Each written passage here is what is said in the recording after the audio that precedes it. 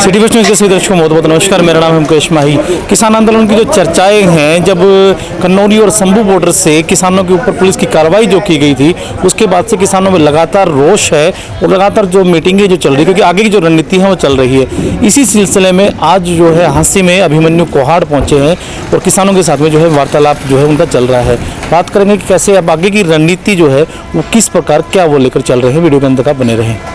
जी अभिमन्यु जी, बताएं जो है किसान आंदोलन को लेकर अब आगे की क्या जो रणनीतियाँ हैं, कैसी जो आप आगे जो वार्तालाप जो है वो चल रहे हैं। देखो, देश के इतिहास में शायद पहली बार हुआ है, ना हमने कहीं ऐसा देखा ना ऐसा कभी पढ़ा कि केंद्र सरकार बातचीत के लिए किसानों को बुलाए और बातचीत का लिखित न्योता हो और बातचीत का एक राउंड ख़त्म होने के बाद किसान नेताओं को वापस जाते समय गिरफ्तार कर लिया जाए।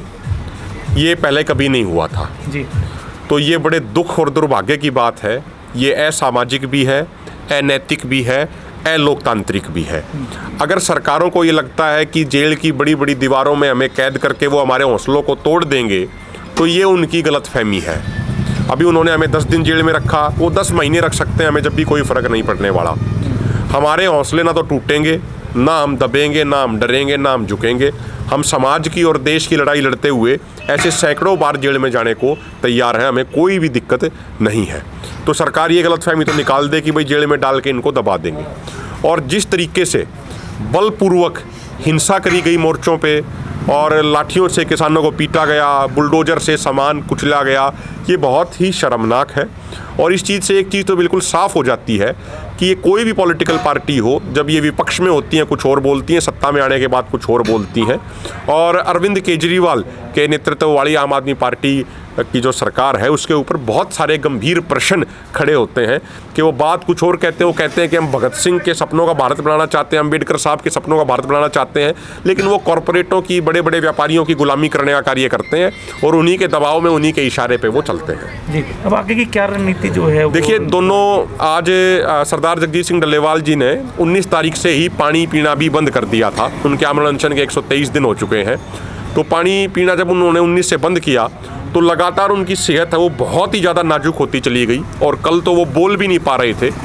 डल्लेवाल साहब ने स्पष्ट कहा था कि जितने भी स्टेटों के हमारे साथी जो गिरफ्तार किए गए हैं उनको रिहा किया जाए, उसके बाद मैं पानी पीऊँगा। तो आज रात को सुबह 2:30 बजे हमें तमाम साथियों को रिहा कर दिया गया। लगभग 1450 साथी गिरफ्तार किए गए थे, अलग अलग स्टेटों के, जो अलग अलग जेलों में बंद थे। उसके बाद जगजीत सिंह डल्लेवाल जी से हमने निवेदन किया, उन्होंने जल ग्रहण किया और उन्होंने अपनी मेडिकल एड शुरू करा ली है। अभी हम दोनों मोर्चे, एसकेएम नॉन पॉलिटिकल और केएमएम के साथी बैठेंगे, विचार चर्चा करेंगे और विचार चर्चा करके आगामी रणनीति का ऐलान करेंगे। लेकिन एक चीज़ तो तय है, हम वो क्लियर कर चुके हैं कि एमएसपी गारंटी कानून समेत हमारी तमाम 12 मांगों पर जो हमारी लड़ाई थी वो जारी रहेगी, हमारा आंदोलन जारी रहेगा। आंदोलन का स्वरूप क्या होगा, फॉर्मेट क्या होगा, किस तरीके का होगा, उस पर हम आपसी चर्चा करके आगे ऐलान करेंगे।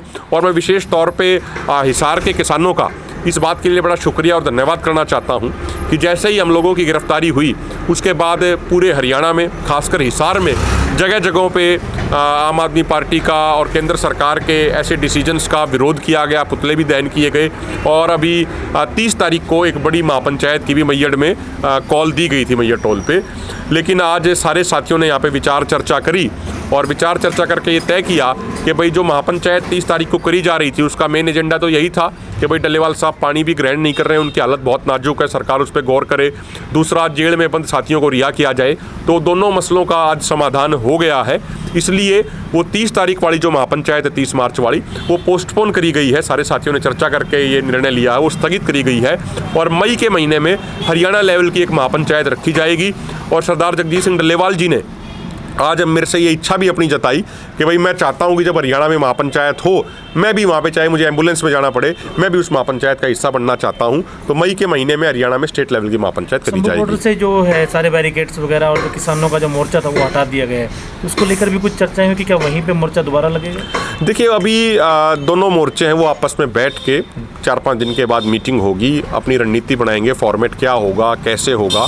किसानों का बहुत सारा नुकसान हुआ है, सामान लूट लिया गया है अपराधी प्रवृत्ति के लोगों द्वारा, सरकार द्वारा बुलडोजर से कुचला गया है, तो उसकी भरपाई भी सरकार से कराएंगे।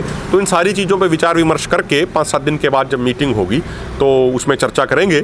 और अभी हमारी 4 मई को केंद्र सरकार के साथ मीटिंग है, उस मीटिंग से भी क्या निकलता है वो आने वाला समय बताएगा। धन्यवाद सर। बहुत बहुत शुक्रिया। तो अभी जिस प्रकार अभिमन्यु कोहाड़ ने कहा कि जो 30 मार्च को जो यहाँ एक बड़ी पंचायत जो होने वाली थी मैयर टोल प्लाजा पर, उसको जो है पोस्टपोन कर दिया गया है और आने वाले समय में जो मई के महीने में जो है ये पंचायत होगी। लेकिन कहीं ना कहीं जो मोर्चा जो उठाया गया शंभू बॉर्डर से और खन्नौरी बॉर्डर से, उसके बाद भी किसानों का जो जोश है वो सर चढ़ के बोल रहा है। आगे की रणनीति कैसे क्या ये लेकर चल रहे हैं, ये आपने वीडियो के माध्यम से अभिमन्यु कोहाड़ के मुँह से सुना। आपको कैसा क्या लगा कमेंट के माध्यम से अपनी राय जरूर दे दें। कैमरामैन जतिन के साथ मेरा नाम है मुकेश माही। नमस्कार, जय हिंद, जय भारत।